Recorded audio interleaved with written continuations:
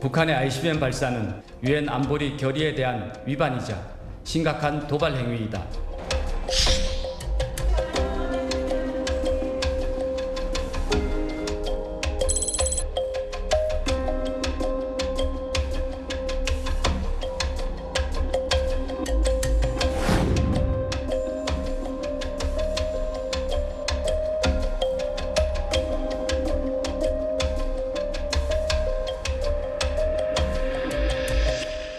예, 북한이 오늘 아침 ICBM 대륙간 탄도미사일을 포함한 탄도미사일 3발을 발사했다. 그래서 윤석열 정부에서 NSC가 긴급히 열렸고 윤석열 대통령이 주재를 했습니다. SBS 통일외교팀의 김하영 기자, 아산정책연구원의 양욱 연구위원. 예. 양욱 박사. 예, 알겠습니다. 이 두 사람과 함께 이야기를 여러분께 자세히 설명해 드리겠습니다. 어서 오십시오. 안녕하십니까. 김하영 기자. 네. 일단 북한의 발표가 아니라 우리 군 당국의 이 분석 결과 어떻게 나온 겁니까? 네, 이제 북한이 오늘 3발을 쐈던 네. 발사 조짐이 네. 있다고 해서 저희도 이제 한 발이 아닐까 했는데 3발이었어요. 이제 합참 발표를 보면요. 첫 번째 미사일은 비행 거리가 360에 최고 고도 540.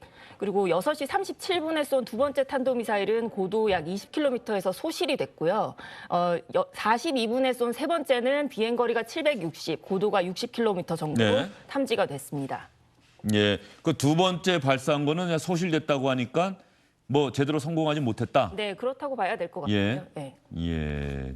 양욱 박사님. 예. 첫 번째 발사한 거는 ICBM 추정. 예. 두 번째, 세 번째는 SRBM 추정. 예. ICBM과 SRBM 좀 설명을 해 주시죠. 뭐 일단 뭐 너무나 쉽게 아시겠지만은 SRBM이라고 하면은 단거리 탄도미사일. 단거리 탄도미사일. 예. 1000km 이내고요. 결국 대한민국 안을 공격하기 위한 용도다. 일본까지 안 갑니까? 1000km는? 조금 어렵습니다. 조금 어렵습니까? 조금 예. 어렵습니다. 뭐 일부 달 수도 네. 있겠습니다만 그다음에 이 ICBM 그러니까 대륙간 탄도미사일은 5,500km 이상 날아가는 미사일을 대륙간 탄도미사일이라고 하는데 사실은 미소 기준이고요. 이 북한 입장에선 최소한 13,000이 넘어가야 그래 15,000까지 이르러야 미 본토 전체를 타격할 수 있다라고 평가를 하고 있고요. 지금 북한이 이제 지난번 화성 17형을 발사하면서 그런 능력이 있다라고 보여준 것으로 북한은 발표했지만 우리 합참은 이 부분을 부정을 했습니다. 이게 저것이 제대로 된 발사가 아니다. 뭔가 문제가 있을 것이다. 그리고 사실은 지금 이 발사는요. 어찌 보면 바로 저 화성 17형의 1단. 그러니까 처음 분리해서 나가는 가장 큰 매스가 큰 덩어리. 화성 17형이 이른바 최신형입니까? 맞습니다. 북한이 예. 이제 얼마 전에 기억하실 겁니다. 김정은이 뭐 막 선글라스 이상한 거 쓰고 나와가지고 마치 무슨 뮤직비디오 예, 같은 예, 그런 예. 영상에서 이제 쐈던 바로 이제 그것인데 저 미사일이 과연 제대로 안정이 된 것이냐. 지금 일단 추진체 안정성이 굉장히 좀 의심이 되는 상황이고 사실 저렇게 이 굉장히 어떻게 보면 풀 레인지가 아니라 일단 추진체에 해당하는 발사를 지금까지 지금 북한이 한 4번째 한 겁니다, 이게. 그중에서 한 번은 이미 3월 16일에 실패를 했었고요. 그래서 이제 그런 측면에서 아직 이제 북한이 뭔가 ICBM 관련된 많은 부분들을 개발하고 있다. 물론 북한은 저걸 발사할 때마다 뭐라고 얘기하냐면요. 예. 우리 정찰위성 발사했다. 정찰위성. 정찰위성 발사를 위한 예. 실험을 했다. 아마 내일도 그런 주장을 할 가능성이 있다고 생각이 그러니까 듭니다. 오늘 지금 오후 3시에 조선중앙TV에는 보도가 안 됐다 그러더라고요. 네, 그렇습니다. 왜냐하면 이제 예. 북한이 보통 발사를 하고 나면 다음 날 보도를 하는 예. 게 관례이기 때문에 영상과 함께. 네, 그렇죠. 근데 오늘은 아침 일찍 쐈기 때문에 아직까지는 뭐 정리가 좀 덜 되지 않았을까. 내일 아침 보도에서 아마 내용이라든지 북한의 주장 이런 걸 좀 확인할 수 있을 것 같아요. 김정은 총비서가 현장을 참관했는지도 아직은 확인이 안 되는 거죠. 네, 근데 이게 북한 보도를 일단 봐야 될 것 같은데 오늘 궤적 보면 이제 양국 박사님 말씀하셨지만 1단을 쐈던 2월하고 3월 궤적이랑 좀 비슷하거든요. 예. 당시에는 정찰 위성용이라고 설명을 했고 두 번 다 김정은 총비서가 참관을 하지는 않았어요. 그래서 내일 일단 봐야겠지만 참관을 하지 않았을 가능성도 좀 있다 이렇게 보입니다. 예. 자, 그러면 여기서 궁금한 게 예상은 됐던 거잖아요. 계속 보도 맞습니다. 나왔잖아요. 북한이 네. 이거 쏠 거다 쏠 거다. 예. 그런데 조 바이든 미국 대통령이 한국 방문하고 일본 방문하고 떠나자마자 쐈어요. 예. 자, 그러면 예측이 정확했던 건데 예. 어쨌든 이걸 알면서도 북한이 이걸 발사했다. 그러니까 예. 북한이 의도하는 거. 늘 우리가 이럴 때마다 우리가 분석하는 게 의도 아닙니까? 맞습니다. 어떻게 보세요? 예. 그러니까 사실은 정치적 메시지를 담고 있냐 아니면 시험 자체에 집중하느냐 두 가지를 그렇죠, 보통 다뤄볼 예. 수가 있는데 지금 이 경우는 시험 자체에 집중했다고 보기 좀 어렵습니다. 그러니까 뭐냐면 완전히 새롭게 발사한 것이 없습니다. 물론 이제 아까 SRBM 발사가 만약에 이스칸데르 계열이라고 그런다면 여태까지 나간 것 중에 최장 나갔어요. 그래서 그렇게 하다 보니까 뭐 첫 발도 아마 네. 실패했을 가능성이 있고 예. 이제 그런 시험 가능성이 있지만요. 가장 중요한 건 무슨 정치적 메시지냐인데 결국 이런 겁니다. 제가 조금 쉽게 좀 한번 비유해 보겠습니다. 우리가 보통 아무리 막 성격 못되고 나쁜 친구가 있어도 이 친구가 덩치 크고 정말 자기보다 센 사람 앞에서는 고개를 못 들지 않습니까? 왜냐면 그 앞에서 괜히 하다가 한 대 맞으면 안 되니까. 자, 근데 여기서 있다가 갔어요.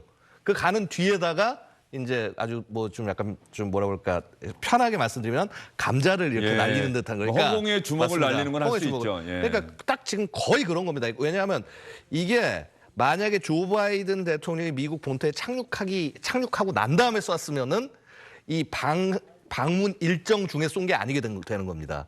그러니까 굳이 거의 제일 마지막 순간 방문 일정이 완전히 끝나기 전에 발사를 해서 결국 이런 부분에 대해서 우리는 대항했다.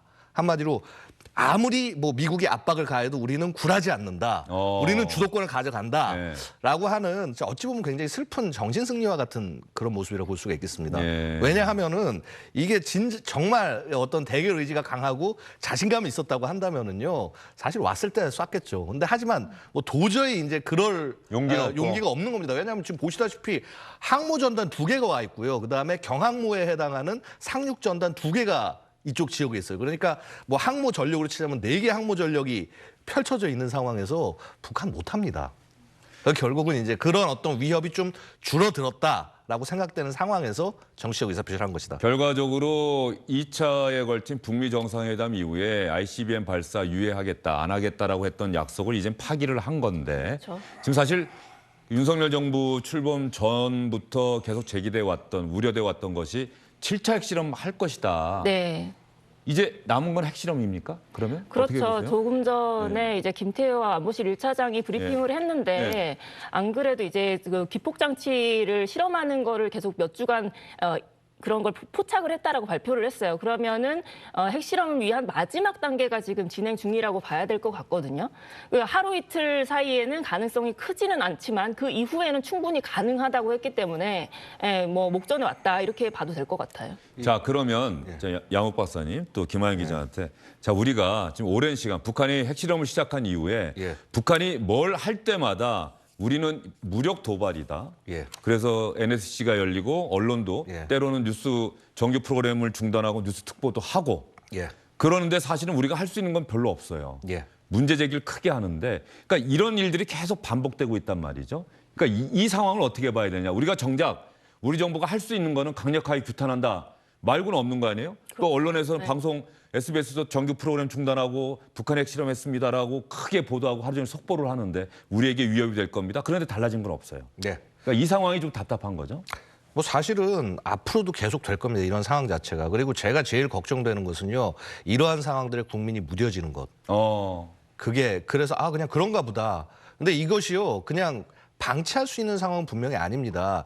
그렇다고 한다면 결국은 두 가지를 동시에 여태까지 어떤 정부가 해왔고 어떤 사람들도 해왔습니다만은 강압과 그다음에 화해의 손길 양쪽을 동시에 할 필요가 있다. 그래서 사실은 오늘 뭐 사실 정부가 바뀌고 난 다음에 굉장히 잘 대응하는 모습을 보여줬어요. 그래서 이런 부분들은 되게 좋다라고 생각이 되는데 하지만 이 북한의 도발의 강도에 비해서 너무 센 어떤 규탄 발언만 해서는 또 그것도 문제다. 즉 규탄할 것은 하되 자, 그 반대에 해당하는 그래서 뭔가 상대방이 좀 대화의 장소에 나올 수 있는 그런 것들을 차라리 동시에 가져갈 수 있는 그런 좀 어떤 외교적인 접근, 좀 부드러운 접근도 분명히 필요하다. 물론 이것을 그냥 내비둬서는 안 됩니다. 뭐 규탄한 것이 잘못됐다라고 말씀드리는 것은 절대 아니고요. 근데 다만 지금부터 굉장히 긴 싸움입니다. 그래서 수위를 조절할 필요가 있다. 처음부터 너무 달려나갈 필요 없이 물론 정부의 첫 발표기 때문에 되게 어떤 색깔을 보여주고 세게 나가는 거 좋습니다. 하지만 이제는 굉장히 긴 싸움을 해야 된다. 이 말씀을 드리고 싶습니다. 문재인 정부 때에 북한이 이런 행위를 했을 때 나왔던 우리 정부의 성명, 발표. 그럼 윤석열 정부 들어서 오늘 NSC가 개최되고 나서 나왔던 성명을 발표하는 것 한번 이건 말이긴 합니다. 예. 말이긴 합니다만 상당히 비교하는 게 과연 윤석열 정부는 뭐가 다를지. 그럼 먼저 문재인 정부 때 나왔던 당시에 우리 정부의 성명이나 이런 거 한번 들어볼까요? 정부는 오늘 북측이 2018년 판문점 선언에 의해 개설한 남북공동연락사무소 건물을 일방적으로 폭파한 것에 대해 강력한 유감을 표명함. 정부는 이로 인해 발생하는 모든 사태 책임이 전적으로 북측에 있음을 분명히 함. 북측이 상황을 계속 악화시키는 조치를 취할 경우 우리는 그에 강력히 대응할 것임을 엄중히 경고함. 정부는 어제 아침 북한이 순안 일대에서 동해상으로 탄도미사일 한 발을 발사한 정황을 포착한 이후 관련 동향을 추적 감시하는 등 대비 태세를 유지하는 한편 NSC 상임위원회 긴급회의를 열어 북한의 미사일 발사에 대해 엄중한 유감을 표명하고 즉각 중단할 것을 강력하게 촉구하였습니다. 자, 문재인 정부 때는 말이죠. 강력한 엄중한이라는 수식어는 있습니다만 유감입니다. 유감. 자, 그러면 강인선 대통령실 대변인이 오늘 발표한 얘기 한번 들어볼까요?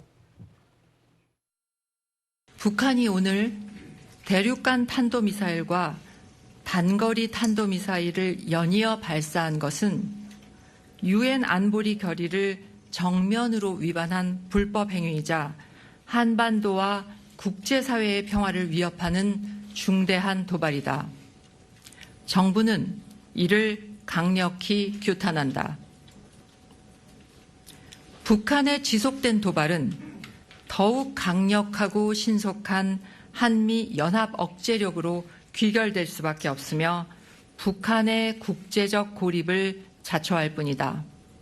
북한은 유엔 안보리 결의를 준수하고 한반도 평화 정착을 위한 대화에 호응할 것을 촉구한다.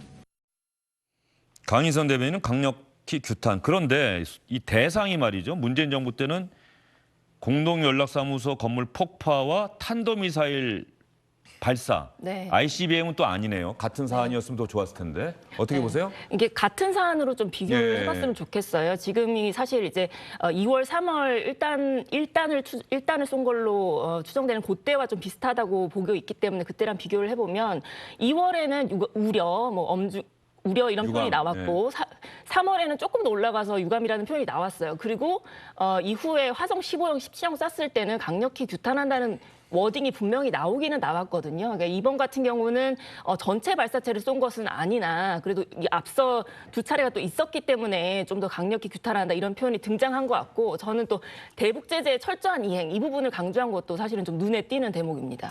대북 제재 철저 촉구 이행 강조한 부분이 오히려 더 눈에 띈다? 네, 그렇습니다. 예. 이게 북한에 대해서 뭐 제재를 어떻게 할 거냐의 문제도 사실은 중요한 기조이기는 하잖아요. 예, 그래서 그 부분도 이번 정부가 앞으로 북한 문제를 어떻게 풀어나갈 거냐 이걸 보는 중요한 잣대가 되는 것 같아요. 알겠습니다. 현재로서는 정부의 성명이나 대응 성명 이런 걸 봤을 때는 특별한 차이점을 아직까지는 발견하기가 좀 쉽지 않다.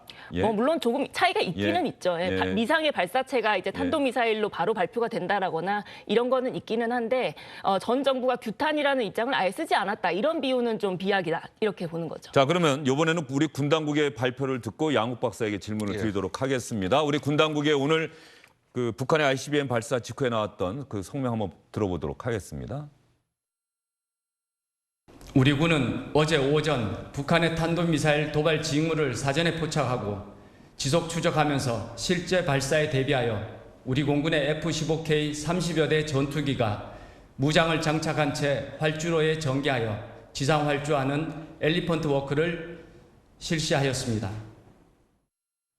한마디로 우리 군 당국은 우리 사전에 징후를 포착했다. 그래서 우리 공군기들이 완전 무장한 채 활주로를 이렇게 하는 엘리펀트 워크를 시행했다. 알았다. 이걸 강조하는 것 같아요. 예, 그렇습니다. 이제 사실은 중요한 것이 지금 우리가 보낼 수 있는 억제 시그널은요. 북한이 뭔가 하고 있는데 우리는 사전에 미리 다 보고 있고 하나하나 다 대응할 수 있다라고 하는 메시지를 보내는 것이 굉장히 중요하다고 할 수 있습니다. 이런 측면에서 이제 사실 이전에 문재인 정부 때는 이런 부분들을 뭐 못했다, 아예 안 했다라고 제가 말씀까지는 안 드리겠습니다만은 사실은 과감하게 하지 못하고 계속 이제 북한의 어떤 뭐라 그럴까 눈치라고 말씀드리긴 참 뭐합니다만 하여튼 그렇게 북한의 자꾸 그런 사정을 살피는 어떤 그런 모습들을 보였는데 한해서 자 일단은 지금 첫 시작은 굉장히 차분히 준비를 잘 하고 대응해 나가는 모습을 보여주고 있다는 것이죠. 그래서 이러한 기조를 앞으로 잘 끌고 나가는 것이 중요한데요. 더 중요한 것은요. 이제 실수하지 않는 것입니다. 네. 예. 오늘 양욱 박사의 이야기가 상당히 인상적입니다. 긴 싸움의 시작이다. 이제 거기에 대비해야 한다. 그 이야기가 아마 많은 시청자분들이 공감하셨을 것 같습니다. 수고 많으셨습니다. 시청자 여러분, 주영진의 뉴스 브리핑은 잠시 후에 다시 돌아오겠습니다. 네, 5월 25일 수요일 주영진의 뉴스 브리핑은 여기까지입니다. 시청해주신 여러분 고맙습니다. 내일 다시 찾아뵙겠습니다.